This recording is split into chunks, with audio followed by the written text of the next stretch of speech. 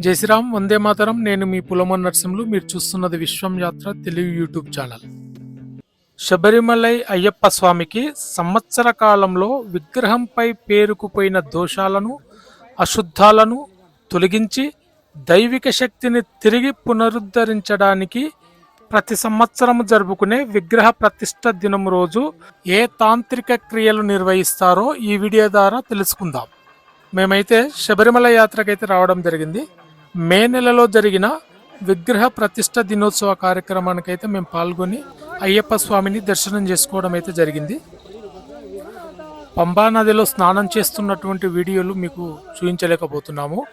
కారణం ఏమంటే అక్కడ భారీ వర్షం పడుతున్న కారణంగా మేము వీడియో తీయలేకపోయాము. కాబట్టి ఆ విజువల్స్ మీకైతే ఈ వీడియో ద్వారా చూపించలేకపోతున్నాము.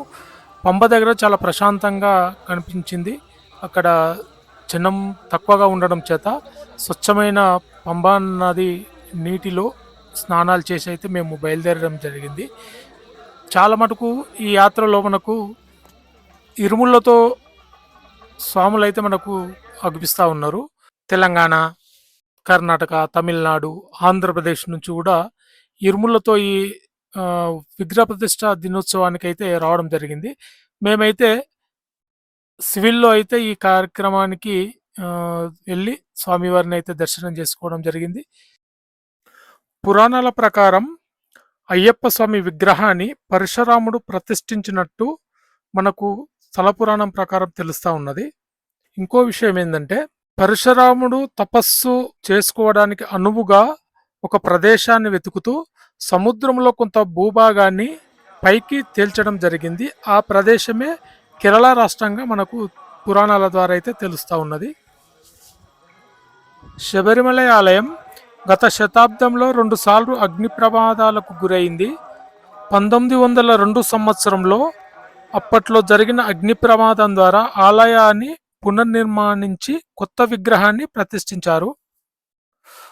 మరొకసారి 1950 సంవత్సరంలో జరిగినటువంటి అగ్ని ప్రమాదంలో ఆలయం, అయ్యప్ప విగ్రహం పూర్తిగా దెబ్బతిన్నాయి. అనంతరం ఇప్పుడు మనము దర్శించుకుంటున్న పంచలోహ విగ్రహాన్ని ప్రతిష్ఠించారు.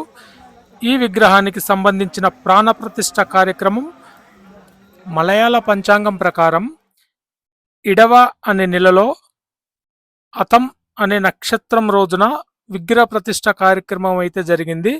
ఇది వ్యవహారిక ప్రకారము మే, జూన్ నెలలో అయితే నిర్వహించుకోవడం జరుగుతూ ఉన్నది. ఈ 2026 సంవత్సరంలో అయితే మే నెల 25, 26 తేదీలో అయితే ఈ కార్యక్రమం అయితే నిర్వహించడం జరిగింది. చిన్న పాదం ద్వారా వెళ్తున్న క్రమంలో ఇక్కడ మనం కనిపిస్తున్నది శబరిపీఠం. ఇక్కడే శ్రీరామచంద్రుల వారు, లక్ష్మణుడు శబరిమాతను కలిసి శబరిమాత యొక్క ఆతిథ్యాన్ని స్వీకరించడం జరిగిందని మనకు పురాణాల ప్రకారం తెలుస్తూ ఉన్నది. ఈ 2 రోజులు స్వామివారిని దర్శనానికి వస్తున్నటువంటి భక్తుల కోసం అయితే చిరు వ్యాపారులు పండ్లు, తినుబండరాలు, నీళ్లు ఇలాంటివి అయితే సౌకర్యాలు వాళ్ళు అందిస్తూ ఉన్నారు. అదే రకంగా దేవస్థానం నుంచి మంచి తాగునీరు కూడా అందుబాటులో ఉంచడం జరుగుతున్నది. ప్రతిష్ఠ దినోత్సవం రోజునైతే స్వామివారిని దర్శించుకోవడానికి భక్తులు భారీ సంఖ్యలో తరలి రావడం జరిగింది.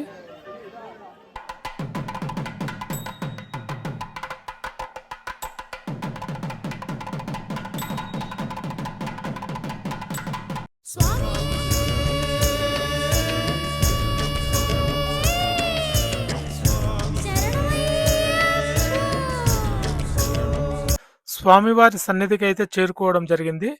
ప్రతి సంవత్సరం మలయాళ మాసం ఇడవ మొదటి రోజున కలశ పూజలు ప్రారంభమవుతాయి.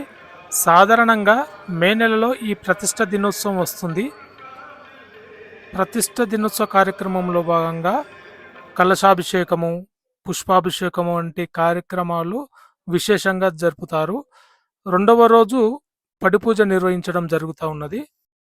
ఈ రోజులలో ఆలయ తంత్రులు మరియు ప్రధాన పూజారులు ప్రత్యేక కార్యక్రమాల్లో పాల్గొంటారు.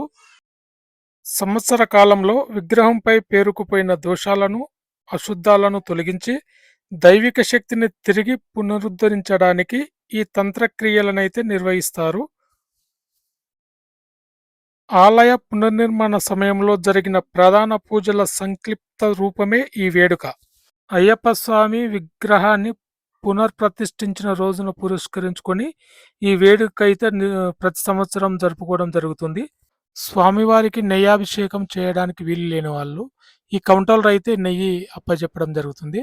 అదే రకంగా సన్నిధానం లోపల స్వామివారికి పూజ చేసినటువంటి కంకణం అయితే ధరించడానికి అవకాశం ఉన్నది.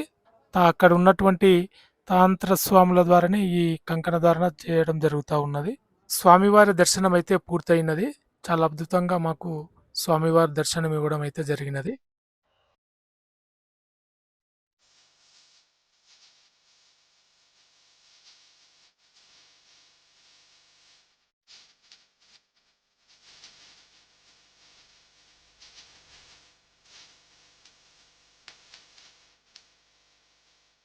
ఈ వీడియో మీకు నచ్చినట్టయితే లైక్ చేయండి, షేర్ చేయండి, సబ్స్క్రైబ్ చేయండి. మరిన్ని వీడియోలతో మీ ముందుకు వస్తాం. భారత్ మాతాకి జై.